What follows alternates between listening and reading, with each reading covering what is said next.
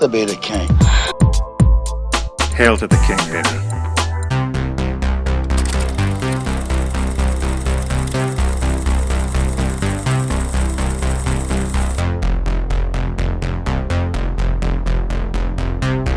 Before I get started, I'd like to kindly ask that you hit the like button, and please subscribe to the channel for more content just like this. Do it.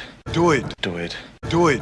Do it! This is the king of physical media, and I'm back with yet another DVD and VHS haul. This is going to be my temporary setup while I get my movie room back in order, and that's going to be a long road ahead, but I'll keep everyone updated as much as possible. In the meantime, I don't want to think about all that right now. I want to do what I do best, and that's look at some VHS and talk some movies. Damn right, that's the only way I work, Cap. Up first, we have something that's kind of unique. We have these two boxes that are designed to look like military ammo boxes. But inside, we have historical documentaries that coincide with the label on each box. We have World War II documentaries in one box, and we have what is called The Ultimate Evil in another box, which is basically a bunch of Nazi documentaries. I don't talk about documentaries a lot on this channel, but I do enjoy them, especially historical ones, and of course ones that are about movies or the making of movies. But the main reason I got these is that they were just too cool to pass up. So now let's move right into my specialty. It's VHS time, people. Jesus fucking Christ, it's about time! Up first, we have Twister, starring the legendary Bill Paxton. This movie is what summer blockbusters in the 90s was all about. Call it a guilty pleasure if you will, but I absolutely love this movie. Up next, we have Good Morning Vietnam, starring Robin Williams. This is kind of a military comedy that's akin to MASH, but I love Robin Williams. He was such a natural-born entertainer, and I just think he was gone way too soon. We also have Howard Stern's Private Parts, sealed in plastic. That means two things. This takes me back to the 90s when Howard Stern was a big deal in the world of popular culture. Fun fact, my moniker, the king of physical media, was at least partially inspired by Howard Stern's nickname, that being the king of all media. It's good to be the king.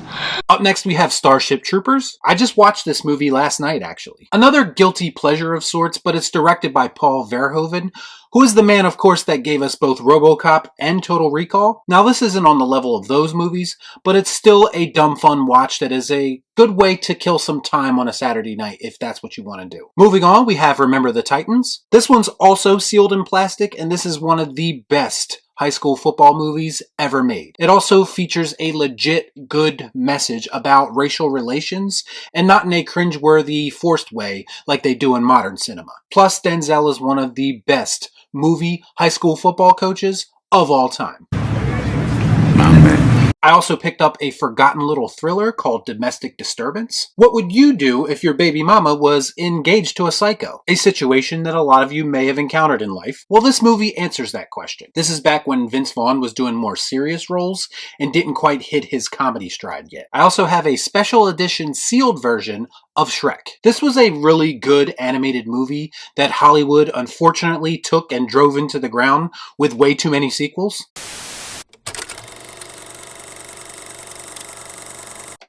Shrek 1, and fuck the rest of those movies. Thank you.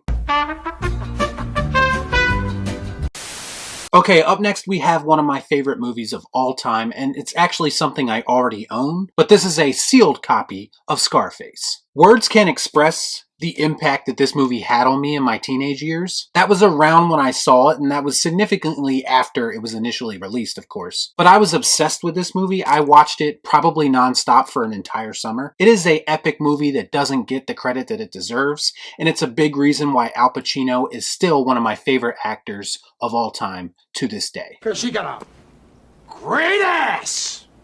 We're going to finish this video off with another one of my favorite actors, because I have 4 VHS from Clint Eastwood movies. I'm just gonna bash your brains.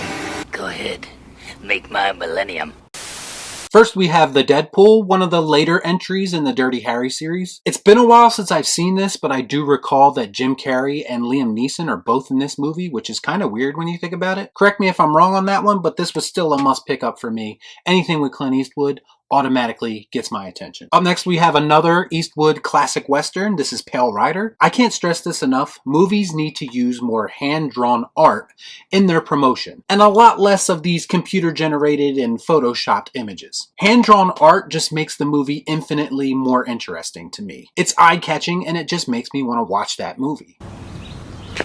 That makes sense. This is a fistful of dollars, and for a few dollars more, this completes my Man with No Name trilogy because I already have The Good, the Bad, and the Ugly. And these covers, again, are just so cool, and I much prefer these more old school covers than I do some of the more modern covers that I've seen for these two movies. But I was so excited to find these, and these are definitely two movies that are worthy to add to my collection. So that'll do it for this week's haul. Let me know what your favorite pickup was in the comments down below. As always, please like, comment, share, subscribe to the channel, hit that bell for notifications, and I'll see you next time right here on Real Shift. Thanks for watching.